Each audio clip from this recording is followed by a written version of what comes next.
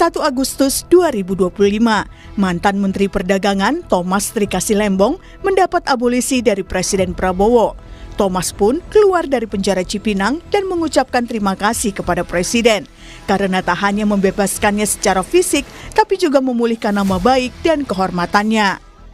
Saya juga ingin mengucapkan terima kasih yang sebesar-besarnya kepada Presiden Republik Indonesia, Bapak Prabowo Subianto, bersama atas pemberian abolisi, serta kepada pimpinan serta anggota Dewan Perwakilan Rakyat atas pertimbangan dan persetujuannya. Keputusan ini bukan hanya membebaskan saya secara fisik, tetapi juga memulihkan nama baik saya dan kehormatan saya sebagai seorang warga negara. Thomas Lembong menjadi tersangka penyalahgunaan wewenang saat menjabat sebagai Menteri Perdagangan. Kejaksaan Agung menyebut Thomas memberikan persetujuan impor gula kristal mentah kepada pihak swasta untuk diolah menjadi gula kristal putih. Thomas divonis 4 tahun 6 bulan penjara pada 18 Juli lalu. Tapi pemberian abolisi justru membuka babak baru. Thomas melalui kuasa hukumnya melaporkan 3 hakim yang menangani kasusnya di persidangan ke Badan Pengawas Mahkamah Agung dan Komisi Yudisial. Thomas menduga ada pelanggaran etik yang dilakukan ketiganya. Seluruh majelis hakim yang memutus perkara Pak Tom ini karena tidak ada dissenting di situ adalah kita laporkan semuanya tentu. Namun yang menjadi catatan adalah ada salah satu hakim anggota ya yang menurut kami selama proses persidangan itu tidak mengedepankan presumption of innocent ya. Dia tidak mengedepankan asas itu tapi mengedepankan asas presumption of guilty. Jadi Pak Tom ini seolah-olah memang orang yang udah bersalah, tinggal dicari aja alat buktinya. Padahal tidak boleh seperti itu proses peradilan. Laporan ini pun direspon Mahkamah Agung. Ketua Mahkamah Agung Sunarto disebut tengah mempelajari laporan Thomas Lembong. Setelahnya akan diputuskan soal pemeriksaan hakim. Jika terbukti ada pelanggaran, sanksi akan dijatuhkan. Dan secepatnya ya akan ditindaklanjuti. Makanya di sini tadi kan saya sebutkan Ketua Mahkamah Agung secepatnya akan mempelajari dan menindaklanjuti, kan seperti itu. Apakah perlu klarifikasi atau tidak? Ya kan seperti itu. Artinya kan pasti ditindaki, pasti itu namanya laporan akan klarifikasi, akan dipanggil, ya seperti itu pasti. Kalau apakah yang bersangkutan akan dipanggil, ya jelas kan mau diklarifikasi, pasti ya ditanya. Tentunya kan juga ada rekaman-rekaman waktu sidang itu ya, ada rekaman. Kemudian ya pasti diklarifikasi. Tak hanya pelaporan hakim, pemberian abolisi kepada Thomas Lembong juga berbuntut persoalan lain. 9 importir swasta terdakwa kasus korupsi impor gula yang menjerat Thomas Lembong mengajukan permohonan penghentian semua proses hukum. Surat dakwaan terhadap 9 importir swasta ini ditarik, dicabut dari Pengadilan Tipikor PN Jakarta Pusat, atau hakim karena jabatannya menghentikan perkara dan mencoret perkara dari daftar buku perkara. Itu permohonannya. Pres tentang abolisi Tom Lembong jelas-jelas disebutkan menghentikan semua proses hukum dan akibat hukumnya. Ingat itu, proses hukum apa? Ya kasus gula. Lalu, apakah sederet kasus yang menjadi buntut pemberian abolisi kepada Thomas Lembong akan mendapatkan keadilannya juga? Tim Liputan Kompas TV. 1 Agustus 2025, mantan Menteri Perdagangan Thomas Trikasih Lembong mendapat abolisi dari Presiden Prabowo. Tapi pemberian abolisi justru membuka babak baru. Thomas melalui kuasa hukumnya melaporkan 3 hakim yang menangani kasusnya ke Badan Pengawas Mahkamah Agung dan Komisi Yudisial. Kita akan bahas soal pelaporan hakim ini bersama sejumlah narasumber. Ada kuasa hukum Thomas Lembong, Zaid Musafi. Selamat pagi Mas Zaid. Selamat pagi. Terima kasih Mas. Kompas TV. Terima kasih sudah bergabung di dialog pada hari ini. Dan Hakim Agung periode 2011-2018, Gayus Lumbun. Prof, selamat pagi Prof. Selamat pagi, Mas Mario. Terima kasih juga Prof sudah bergabung di dialog pada pagi hari ini. Terima kasih Bapak. Ya, sama-sama. Saya ke Mas Zaid terlebih dahulu. Mas Zaid, apa alasan dari Anda dan juga Tom Lembong untuk melaporkan 3 hakim yang memvonis putusan perkara kemarin ke Mahkamah Agung dan juga KAI. Apa alasan dan poin-poin pentingnya seperti apa? Ya, jadi gini, yang pertama, Pak Tom ini pada saat kasusnya berjalan dan disidangkan di Pengadilan Tipikor Jakarta Pusat, dia merasa mendapat dukungan dan support dari masyarakat.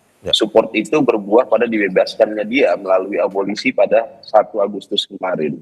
Nah, dari situ dia merasakan bagaimana proses penegakan hukum yang tidak benar dan tidak adil ini yang menimpa dirinya ini harus diperbaiki. Ini tidak boleh. Siapapun pasti tidak ingin ditomlembongkan gitu ya, kalau bahasanya Pak Tom Lembong gitu. Untuk itu, evaluasi terhadap proses penegakan hukum selama proses kasus dia berjalan itu harus dia lakukan. Yang pertama salah satunya adalah dugaan atas tindakan hakim yang tidak menjunjung tinggi asas presumption of innocent, melainkan mengedepankan asas presumption of guilty. Presumption innocent ini adalah asas praduga tidak bersalah. Dia tidak boleh, dia harusnya diperlakukan sebagai orang tidak bersalah, ya kan? Karena proses peradilan itu harus mencari kebenaran, bukan mencari-cari kesalahan. Kebenarannya itu seperti apa? Nah, ini faktanya. Nanti kita akan buka pada saat audiensi dengan Komisi Yudisial dan saat audiensi dengan Mahkamah Agung nanti, video itu akan kami tampilkan. Sudah kami tegaskan dari awal. Seluruh proses persidangan Tom Lembong ini kita rekam. Seluruh proses persidangan Tom Lembong ini transkripnya kita sebarkan luas kepada seluruh masyarakat. Jadi hati-hati dalam memproses sebuah perkara. Ini untuk apa? Ini bukan untuk balas dendam. Ini untuk evaluasi agar tidak ada lagi hakim bertindak seperti Mas Zaid, Anda mau bilang bahwa untuk seluruh hakim. Anda mau bilang bahwa hakim selalu menduga bahwa Tom Lembong bersalah dalam kasus ini, seperti yang Anda bilang tadi. Betul, ini bukan menduga. Itunya. Ya, dia tidak memperlakukan Pak Tom Lembong dengan mengedepankan asas praduga tak bersalah, tapi mengedepankan asas praduga bersalah atau presumption of guilty. Jadi seolah-olah Pak Tom ini diperlakukan orang yang sudah bersalah, proses persidangan adalah mencari alat buktinya. Padahal tidak demikian. Hukum acara pidana itu dibuat untuk menahan atau mengatur agar tidak terjadi kesewenang-wenangan dalam proses pelaksanaan hukum pidana itu sendiri. Untuk itu kita akan melaporkan ini baik ke Komisi Yudisial, ke Mahkamah Agung, dan jangan lupa kami juga melaporkan auditor BPKP yang telah secara serampangan melakukan auditnya. Itu akan kita laporkan. Saya tambahkan sedikit. Pak Tom Lembong itu basicnya adalah perbankan ya. Dia orang bankir dan dia sangat teliti sekali soal audit ya. Jadi akan kita bongkar habis-habisan di ombudsman nanti terkait audit BPKP ini. Itu juga menjadi salah satu laporan ya, audit BPKP itu. Betul. Mas Zaid, sebelum saya ke Prof Gayus, apa sebenarnya ingin dibuktikan dari laporan ini? Apakah ingin memperlihatkan bahwa vonis ini bersalah atau sebenarnya ingin mengatakan bahwa Tom Lembong tidak bersalah sebenarnya, atau Tom Lembong sudah mengikuti proses ini secara benar sebenarnya? Apa yang sebenarnya mau ditunjukkan dari laporan ke MA ini? Begini, bersalah atau tidak bersalah itu ranahnya pada pokok perkara. Artinya kalau pada tingkat pertama kita tidak setuju, dia dinyatakan bersalah, maka kita harus banding, ya. Tapi dari proses ini kita harus ingat ada rasa keadilan masyarakat. Hakim memang punya hak untuk memutus, tapi masyarakat punya dong rasa keadilan, dan Tom Lembong pun berhak atas rasa keadilan itu. Kenapa putusan ini tidak didasarkan kepada suatu fakta-fakta yang memang seharusnya jadi pertimbangan hakim? Contoh simpel, kenapa pada saat keterangan dari Inkopkar ataupun Inkopol itu menyatakan bahwasanya ini adalah perintah presiden, tidak ditindaklanjuti dengan mengklarifikasi ini kepada presiden dari proses penyidikan bahkan pada saat pemeriksaan di pengadilan. Bahkan ahli dari jaksa penuntut umum, ini ahli dari jaksa penuntut umum menyatakan harus didengarkan keterangan dari presiden pada saat itu. Apakah betul perintah itu terbit gitu kan? Yang kedua, pada saat diperiksanya Direktur Utama itu Ibu Dayu Padma Rengganis, itu diperiksa sebagai saksi pada saat itu. Itu langsung disimpulkan bahwa seolah-olah terjadinya importasi gula, penunjukan perusahaan swasta dan distributor gula itu adalah rekayasa seorang Tom Lembong. Loh, ini hakim nggak boleh dong berstatement kayak gini di sidang. Ya kan, ini yang tidak boleh dirasakan oleh masyarakat lain, yang itu yang menjadi goals Pak Tomleno. Dia ingin mengambil peran dalam perbaikan proses hukum ini, dan seluruh hakim kedepannya di Indonesia, tolong belajar dari kasus ini. Jangan memperlakukan orang semena-mena di ruang sidang. Oke, saya ke Prof. Gayus. Prof. Gayus, bagaimana Anda melihat bahwa setelah mendapatkan abolisi, pihak Tomleno akhirnya melaporkan 3 hakim yang memvonis perkara tersebut. Dari tanggapan Anda sendiri seperti apa? Dalam konteks perilaku hakim tentunya itu dibolehkan ya. Jadi artinya karena status posisi yang diturunkan oleh Presiden dengan abolisinya, artinya menghentikan semua proses hukum, tidak boleh lagi menyangkut apa-apa yang berkaitan dengan hukum yang diproses. Jadi kalau di luar itu etika ya, perilaku hakim, kemudian hal menyangkut hakim tidak profesional itu dibolehkan untuk dipersoalkan. Jadi itu bisa nanti dibentuk seperti keterangan Mahkamah Agung. Silakan memberikan hal-hal yang berkaitan dengan perilaku hakim. Ya 3 orang itu dipersoalkan, ya itu memang hak dan dibolehkan untuk menilai tentang itu. Oke, Prof, berarti soal etika saja, bukan soal putusan, bukan soal hal-hal materi sidang, bukan ya? Tentu, karena abolisi kan bersifat menghentikan proses hukum, keadilan itu dihentikan, itu sudah tidak boleh lagi dilakukan atau tidak. Kalau diterima abolisi ini maka tidak boleh melakukan. Tetapi kalau memang mengarah kepada pokok perkara atau keadilan yang ada, itu bukan di sini tempatnya, bukan di pengaduan ini. Oke, Prof, bagaimana sebenarnya kita menjelaskan proses jika pada akhirnya ada masukan laporan seperti ini ke MA ataupun KY terkait dengan kode etik ini? Akan diterima seperti apa prosesnya oleh MA? Saya pernah menjadi hakim MKH ya, Majelis Hakim Kehormatan Hakim, itu memang memproses hal seperti ini. Hal ini juga yang terberat adalah memberhentikan hakim, tetapi sama sekali tidak menyangkut apa yang dia putuskan sebagai keadilan yang dilakukan di pengadilan, tapi perilaku yang melanggar kode etik, mengabaikan prosedur hukum, itu yang akan diproses. Oke, bagaimana caranya kita membuktikan bahwa karena ini terkait dengan kode etik, ada mungkin saja seperti yang dituduhkan oleh kuasa hukum Tom Lembong bahwa ada pelanggaran kode etik yang terjadi. Apakah mungkin 3 hakim yang dilaporkan ini dipanggil untuk diperiksa atau diwawancara atau diinvestigasi ulang, atau bagaimana sebenarnya proses pencarian kebenarannya? Iya, dipanggil ketiganya. Kemudian biasanya kalau bukan KPN-nya pun diminta untuk beri keterangan terhadap perkara ini sehingga berkembang di masyarakat dengan luas dan mengganggu pencitraan pada pengadilan dan hakim. Ini tentu perlu ditegakkan kehormatan hakim, profesionalnya hakim di pengadilan. Kalau dia dinyatakan bersalah, ada 3 tingkatan: teguran ringan, kemudian ada penurunan pangkat hakim, dan seterusnya sampai dengan maksimal ada pemberhentian sebagai hakim. Oke, berarti sanksi pada akhirnya jika memang apa yang dituduhkan ini benar, paling berat itu tadi pemberhentian ya Prof, bukan dalam arti bahwa itu paling berat. Oke, bukan berarti bahwa terkait dengan materi sidang ataupun vonisnya, tidak ya? Tidak sama sekali, karena kita tidak menyentuh itu, apalagi itu sudah dihentikan ya.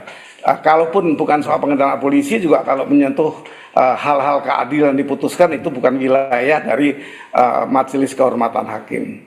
Oke, kalau dalam kasus Tom Lembong ini, Prof, kalau memang terbukti melanggar kode etik, apa sebenarnya sanksi yang mungkin saja bisa diberikan?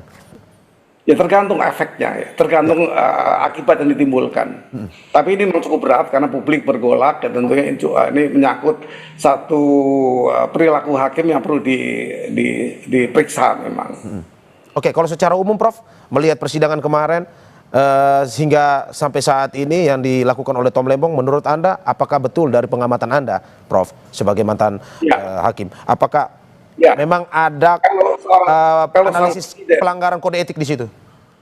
Kalau seorang presiden sudah menghentikan sebuah proses hukum, artinya itu ada sesuatu yang berdampak pada masyarakat. Dalam hal ini paling tidak keterangan menteri yang lalu mengatakan untuk stabilitas untuk melakukan konsiliasi pada masyarakat. Jadi ini memang satu hal yang perlu mendapat perhatian tentang apa yang telah dilakukan secara perorangan hakim itu sebagai perilaku. Apakah hakim dinilai tidak profesional? Itu saja pokoknya. Oke, Prof. Dalam tugasnya sebagai hakim.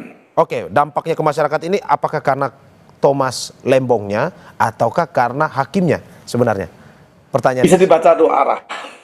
Dicuatkan ini presiden memberikan ancaman atau peringatan kepada pengadilan agar hakim-hakim lebih tertib. Tapi pendapat yang lain kan juga kepada masyarakat, seolah-olah dihentikan karena masyarakat jangan ikut-ikutan rame-rame kemudian setiap hari membahas sehingga terjadi instabilitas nasional juga. Jadi ini memang dua sisi, dua mata pedang ini sebenarnya. Oke, Prof, saya ke Mas Said.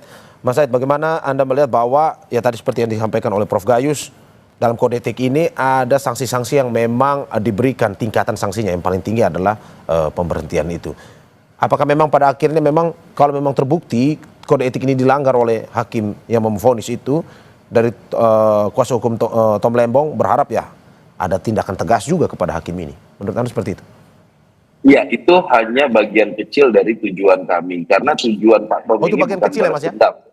Iya, itu bagian kecil aja. Karena tujuan Pak Tom ini dan kita tim hukum ini adalah agar ada evaluasi, agar ada kritik, agar ada perbaikan. Ya. Jangan sampai ada lagi pengadilan atau hakim menyidangkan seorang terdakwa seperti demikian. Itu tujuan utamanya. Karena Pak Tom berjanji bahwa bebasnya dia tidak memikirkan dirinya sendiri saja. Dia tidak ingin ada orang lain mendapatkan proses peradilan yang demikian. Sudah sedemikian gamblang bukti di pengadilan. Sudah sedemikian jelas audit itu kita bongkar habis-habisan, kita patahkan dalil dan cara pembuatannya. Kok masih ada putusan yang seperti demikian? Ya, ditambah lagi dalam proses pemeriksaan saksi-saksi tadi, hakim itu cenderung mengambil kesimpulan yang tidak sesuai dengan fakta menurut kami. Apa contohnya? Contohnya, pada saat Pak Rahmat Gobel selaku Menteri Perdagangan itu dimintai keterangan, itu ditanyakan apakah saudara menyetujui perpanjangan untuk operasi pasar. Saya baru 2 minggu surat itu masuk, saya sudah diganti, sudah diresapel. Tapi kesimpulannya oleh hakim anggota yang bernama Alvis ini, itu dibilang, oh Pak Rahmat Gobel nggak mau memperpanjang, kenapa Pak Tom Lembong memanjangkan operasi pasar?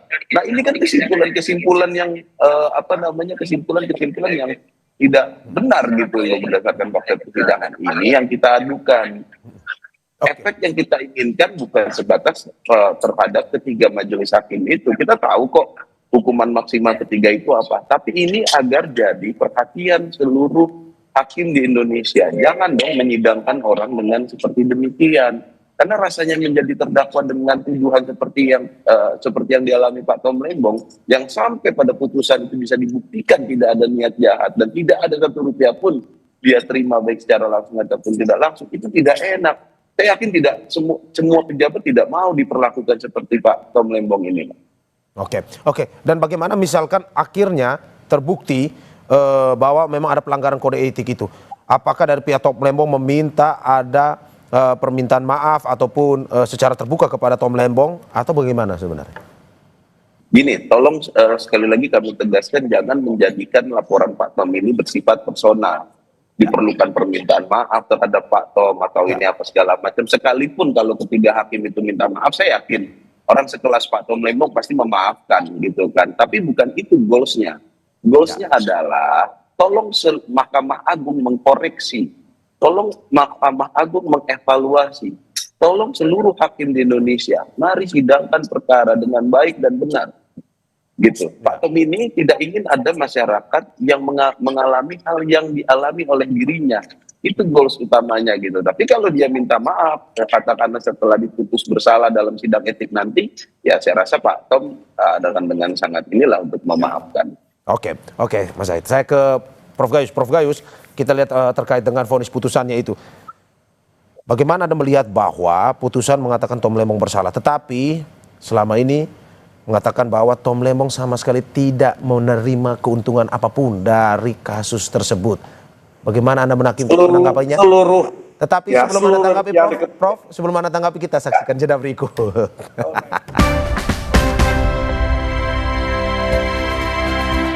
Terima kasih masih di Sapa Indonesia Pagi bersama saya Mario Sarong dan sejumlah narasumber saya. Ada kuasa hukum Thomas Lembong, Zaid Musafi, dan juga Hakim Agung periode 2011-2018 Gayus Lumbun. Saya ke Prof. Gayus.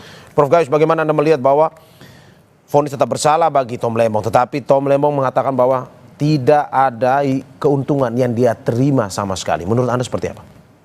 Ya, itu tentu masalah materi, yaitu masalah keadilan yang diproses di pengadilan. Tetapi yang diajukan pelaporan itu mengenai perilaku. Perilaku adalah orang per orang ya.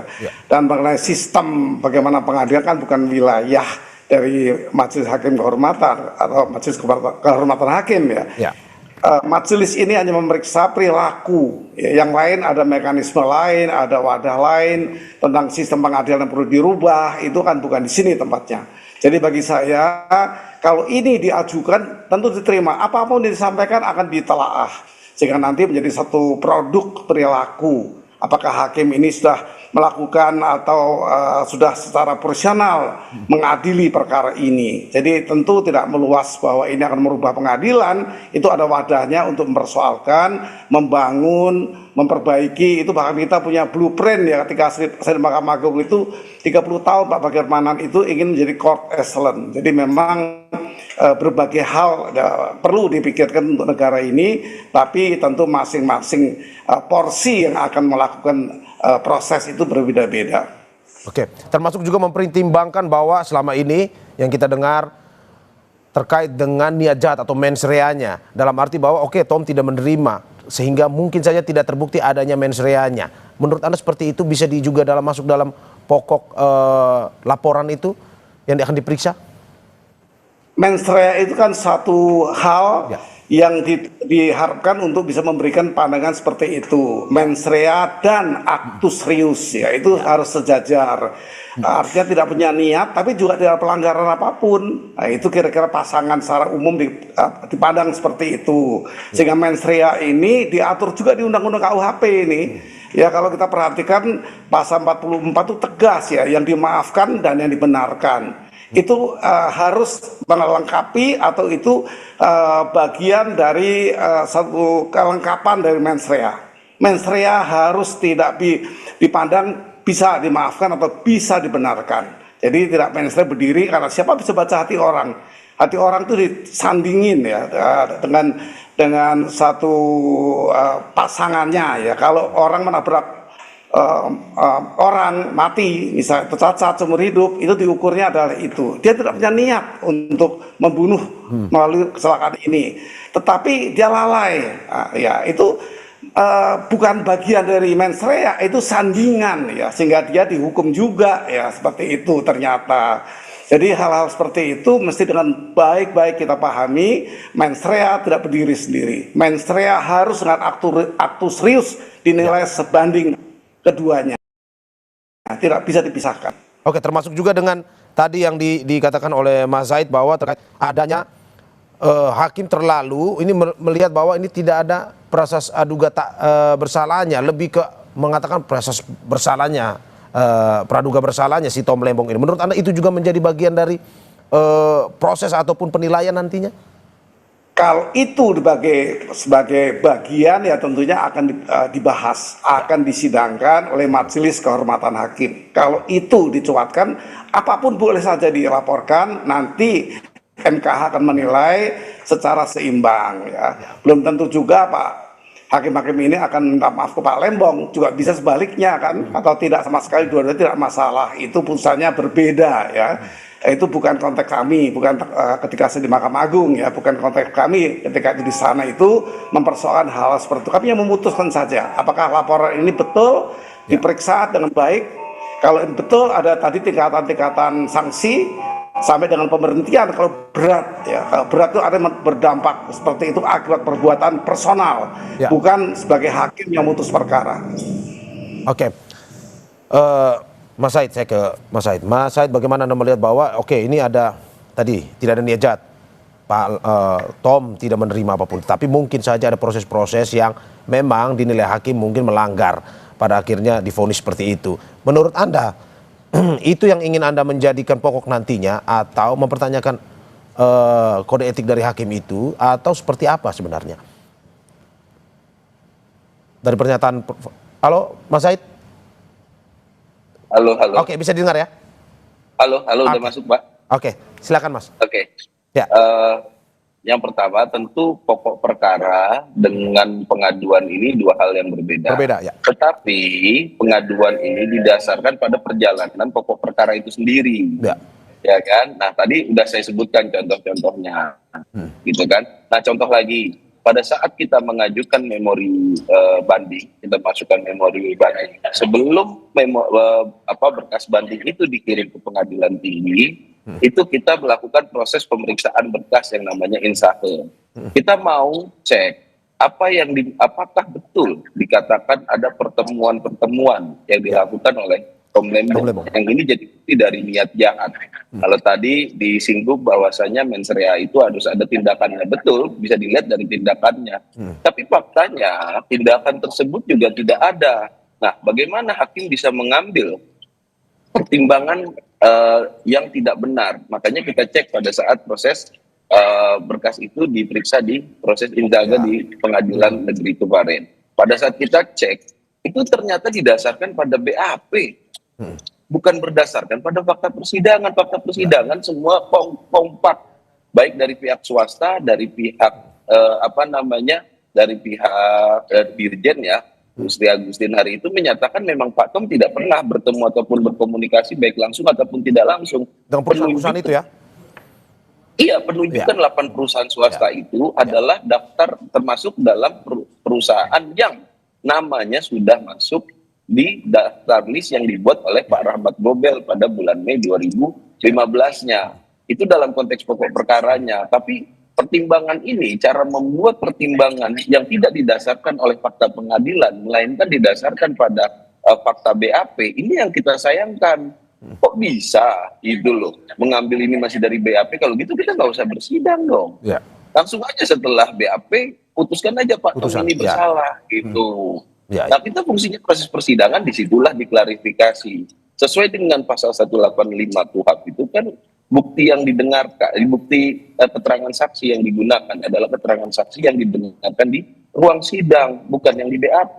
Ya. Gitu. Ini yang kita sayangkan dari perilaku dan profesionalitas hakim, ya kan, khususnya hakim anggota yang bernama Pak Alkis itu, ini yang kita adukan. Nanti pada saat paparan, seperti sudah saya sampaikan sebelumnya, pada saat audiensi nanti akan kita tampilkan semua video ini. Kami buktinya lengkap, nggak main-main kami ini dalam membuat laporan. Mas, termasuk apakah mungkin saja seperti Anda bilang ada dugaan politis dalam putusan ini, termasuk itu juga yang mempengaruhi kode etik atau gimana sebenarnya menurut Anda? Saya nggak punya parameter untuk menilai ini adalah politis atau tidak, ya kan. Tapi dalam ilmu hukum, kebijakan politik dan keputusan hukum itu adalah dua hal yang selalu berkelindan. Jadi satu sama lain sulit dipisahkan. Oke. Berarti maksud Anda seperti yang Anda mau bilang bahwa mungkin saja ada pengaruh politisnya dalam putusan ini. Itu yang Anda mau bilang? Kalau kita pernah belajar sama Prof. Mahfud itu kan dalam politik hukum itu dua hal yang selalu berkelindan, Mas. Rasanya seperti itulah. Oke, Mas Said. Saya ke Prof. Gayus. Prof. Gayus, bagaimana Anda melihat seperti apa yang disampaikan tadi, bahwa memang betul ada desakan-desakan bahwa ini ada hubungan politisnya dengan Tom Lembong dan segala macam, sehingga ini beliau tidak diterima, tetapi vonis bersalah. Menurut Anda, apakah mungkin saja hakim juga memutuskan sesuatu, ada unsur atau dipengaruhi oleh unsur-unsur politis atau bagaimana, Prof? Ya tentu kalau ini bagian dari laporan, ya tentu masukkan saja, nanti kan ada pemilahan tadi. Tapi bagi saya, apa yang diajukan ini saya maknai dengan ini perilaku hakim. Ya. Tadi masuk sedikit ke pokok perkara tidak masalah, bagaimana hakim melihat BAP ini tadi disampaikan ya, saya melakukan itu ya ketika dari PNPT itu diputus tidak membaca BAP. Karena apa? Karena saya ingin tahu kenapa orang dihukum 7 tahun karena narkoba. Ternyata penggunaan narkoba di BAP itu dipersoalkan, dia menggunakan dokter pribadi yang menyarankan untuk penggunaan itu karena yang bersangkutan pernah mempunyai suasana kerja yang tegang ya, misalnya yang bersangkutan ini pernah mendapat setelan sana ya, ada 2 Timur dan Aceh misalnya, sehingga dia patut menggunakan sesuatu obat ini masuk kategori narkotika. Itu memang di BAP itu sumber juga bagi kami, termasuk pledoi dan termasuk semua dakwaan dan tuntutan itu kami perhatikan sehingga tidak berhenti di sana, sehingga penerapan hukum itu tepat ya. Itu kalau menyinggung sedikit teknis yuridis, kenapa BAP digunakan seperti itu. Ini mohon maaf, ini pengalaman ya. Jadi itu sudah dipahami juga. Ada 3 bendel di depan meja hakim itu, yang di meja hakim agung maksud saya ya, termasuk nanti yang mereka ini. Itu bendel-bendel itu menunjukkan memang masing-masing keperluan untuk menjatuhkan yang adil. Ternyata ditemukan ada seorang dokter pribadi yang memang meminta menggunakan itu. Ini hanya misal saja.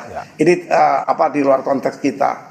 Tapi ini hanya pengalaman yang perlu saya sampaikan ke publik. Oke, Prof. Gayus, bahwa Anda mau bilang bahwa sebenarnya memang ada banyak mungkin saja yang tidak hanya politis ya, tapi mungkin ada banyak-banyak unsur yang bisa mempengaruhi putusan seorang hakim ya? Tentu bisa, karena hakim ini memutus melalui tiga hal ya, atau 3 pintu untuk memutuskan keadilan itu. Pertama, bagaimana hakim memandang secara logika. Kedua, secara keyakinan hakim, secara pribadi hakim. Ketiga, yaitu secara yuridis atau undang-undang yang mengatur. 3 hal itu sudah sangat simpel sebenarnya untuk hakim memutus, tapi lengkap ya, simpel tapi lengkap seperti itu. Oke, dan apakah memang mungkin saja dari proses di laporan di MA dan juga KY ini akan melihat apa saja yang mempengaruhi putusan dari hakim ini? Apakah itu juga tentu mencari? Oh gitu ya. Secara pribadi, secara personal, hakim personal ini perilaku. Saya harus mengingatkan bahwa ini menyangkut kelayakan, kepatutan perilaku hakim-hakim yang diadukan. Bukan putusannya atau bukan pertimbangan hukumnya. Oke, termasuk kalau misalkan kita menemukan ada unsur politisnya, apakah itu juga salah satu yang bisa disanksi berat, Prof? Kalau misalnya ditemukan, kalau politis teknis ya, kan politis itu ada 2 ya, ada etis, ada teknis ya. Kalau teknisnya masuk, tentu dia akan dipersoalkan. Kenapa kamu memasukkan teknis politik yang bukan wilayah hukum? Tentunya bukan wilayah hak hakim mempertimbangkan politik. Ya, tentu hakim akan ditanya nanti apa pertimbangan Anda memasukkan atau mendengarkan atau mematuhi, itu nanti akan dipersoalkan. Oke, berarti semuanya akan dicari ya terkait dengan kode etik dan juga apa yang mempengaruhi putusan ini dilakukan ya, Prof ya? Ya. Oke, saya ke Mas Said. Mas Said, apa sebenarnya bukti-bukti apa saja yang Anda bawa ke KY dan juga ini kalau tidak salah di auditor ya BPKP, Anda juga melaporkan terkait dengan putusan ini. Apa bukti pendukung Anda yang ini Anda bawakan untuk meratakan bahwa kode etik dari hakim yang memutus ini bersalah, pun juga auditor ini yang melakukan audit juga tidak sesuai dengan proses saat itu? Yang pertama, untuk pengaduan pelanggaran kode etik, tentu yang untuk mempermudah kita akan membackup-nya dengan bukti video, ya kan, dan bukti audio juga dengan bukti transkrip persidangan. Ya, nah dalam konteks pertimbangan, saya tidak membicarakan pokok perkara yang dipertimbangkan, tapi cara membuat pertimbangannya yang tidak sesuai dengan fakta persidangan ini harus dikoreksi, gitu loh. Ini kan menyangkut tentang profesionalitas, gitu kan. Nah, bagaimana bisa kalau memang dia mengedepankan asas presumption of innocent, dia tidak akan menggunakan subjektivitasnya pada saat memeriksa untuk suatu perkara, untuk mendalami suatu pokok perkara. Dia tidak akan menggunakan subjektivitas itu, tapi adalah objektivitas yang terbukti di ruang sidang. Itu yang akan dia gunakan. Tapi karena menggunakannya adalah presumption of guilty, makanya kita bisa sampai menemukan bahwa yang menjadi pertimbangan adalah hal yang didasarkan pada BAP menurut kita. Makanya nanti kita buktikan dalam laporan, gitu loh. Kami kan tidak ingin berkoar-koar di media, banyak bicara di media, tapi tidak membuat suatu langkah hukum. Kita membuat langkah hukum, kita kasih buktinya. Ya kan, ayo silakan instrumen hukum memprosesnya. Seperti apa evaluasi dan kritik terhadap proses yang sudah berjalan kemarin. Itu dalam konteks laporan dugaan ke MA dan ataupun ke KY. Dalam konteks auditor, kita mengkritik. Nah, apa buktinya? Itu adalah counter audit. Itu sudah kita paparkan di ruang sidang. Bagaimana bisa pembuatan audit itu seperti, itu sangat kita sayangkan lah profesionalitasnya. Contoh gini. Audit itu kan harusnya ada suatu fakta, ada dasar hukum, ada analisa, akhirnya melahirkan kausalitas kerugian keuangan negara. Ini tidak. Ini cuma fakta didasarkan pada hasil penyelidikan dan penyidikan, langsung perbuatan melawan hukumnya tanpa ada analisa, langsung perhitungan kerugian keuangan negaranya. Iya, ketika kita tanya apa dasarnya kok tahu-tahu ada fakta seperti ini, berdasarkan peraturan ini kok disimpulkan dia melakukan perbuatan melawan hukum, itu ada kertas kerja kita nggak dikasih pada saat proses persidangan. Itu kan kita sayangkan. Terus yang kedua, apakah hasil audit ini diupdate isi keterangannya pada saat proses penyidikan sama pada proses persidangan? Kan enggak. Ya. Ini masih menggunakan fakta sesuai dengan proses penyidikan. Ya. Nah, itu pun juga salah. Nah, kesalahan fatal yang ketiga adalah cara mencantumkan laporan keuangan atau cara menuangkan laporan keuangan. Importasi gula itu pembeliannya itu menggunakan kurs USD. Kalau nggak salah hari itu 13.100 sampai 13.500. Ya. Artinya ada angka pengali dalam audit. Ketika timbul 500 miliar sekian kerugian keuangan negara, ada dasar angka pengalinya. Nah, angka pengali yang dituangkan dalam audit ini adalah angka kode barang, bukan angka dari NDPBM atau nilai kurs rupiah pada saat itu. Tapi hasilnya itu kok jadi nilai yang sama. Jadi gini, $1 $1 itu 13.000 sekian, ya kan? Timbullah keuangan 500 miliar sekian. Dalam salah satu kolomnya itu pengalinya bukan 13.000, tapi 1,7 miliar sekian. Karena sebenarnya itu bukan angka rupiah, itu angka kode barang. Ya. Karena ditaruhnya di kolom rupiah, kok bisa hasilnya sama? Ini hasil audit yang akan kita bongkar salah satunya nanti di Ombudsman. Oke Mas, tapi tujuannya sama ya, dalam arti sama seperti laporan ke MA dan KY ya, dalam arti untuk memperbaiki ini proses persidangan. Betul. Seperti itu gini, ya Mas? Lembaga BPKP ini bukan institusi sembarangan. Ini institusi audit yang dibiayai oleh negara untuk melakukan audit agar negara berjalan dalam konteks keuangan itu secara baik dan benar. Tapi ketika produknya ada yang seperti ini, dan ini berakibat pada hilangnya kemerdekaan seseorang, ini harus dievaluasi. Gitu. Jangan-jangan kerugian keuangan negara ini adalah tindakan auditor yang melakukan audit tidak baik dan benar. Jadi negara rugi, harus menggaji mereka. Ini kan harus dievaluasi. Kita nggak boleh menuduh tentunya kan, tapi kan harus dievaluasi. Ya. Mengutip pernyataan Pak Tom Lembong, jangan ada Tom Lembong lainnya itu ya. Prof Gayus. Bagaimana Anda melihat bahwa tidak boleh ada Tom Lembong lainnya kalau dari perspektif dari Tom Lembong sendiri, bahwa mungkin harus ada belum diputuskan terkait dengan kode etik ini di MA atau KY, tapi bagaimana Anda melihat harus ke depan memperhatikan kode etik dari hakim di pengadilan terkait dengan proses pengadilan itu sendiri yang lebih baik lagi ke depan. Bagaimana Prof? Kalau masalah itu sudah lama, ketika saya di MA pun demikian, sehingga terbit buku biru namanya, itu jangka waktunya 25 tahun sejak 2010 ya. Itu ketua MA-nya masih Pak Pakirmanan. Dia menggagas ini, memperbaiki kinerja MA dan jajarannya. Waktunya pun cukup panjang sehingga menjadi court yang excellent yang diharapkan oleh masyarakat tadi. Itu wadahnya di situ dan mekanismenya tentu ada untuk itu. Tapi kalau teknis yuridis saya pikir sudah berhentilah karena sudah ada abolisi yang diberikan dengan baik dengan tujuan yang baik. Ya. Tapi sah saja untuk personal yang dipersoalkan, pelanggaran-pelanggarannya, tidak personalitas yang digunakan, itu semua diadukan saja, nanti di pengaduan itu akan diproses sesuai dengan apa yang nanti ditemukan. Oke, ya, kita harapkan dengan laporan seperti ini dapat berjalan lancar ya Mas Said. Prof Gayus, terima kasih juga untuk apa yang disampaikan. Ya, terima kasih atas apa yang disampaikan kuasa hukum Thomas Lembong, Zaid Musafi, dan juga Hakim Agung 2011-2018 Gayus Lumbun. Terima kasih Bapak-Bapak atas apa yang disampaikan. Sehat-sehat selalu.